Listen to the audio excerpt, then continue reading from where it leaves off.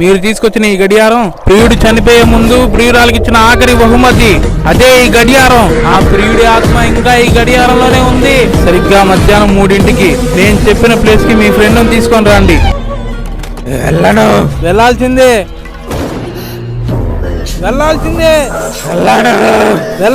నువ్వు.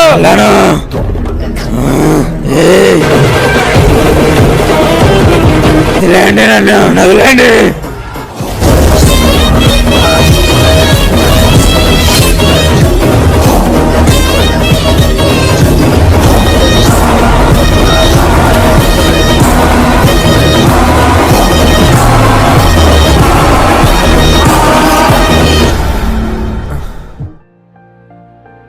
అరే ఏమైందిరా?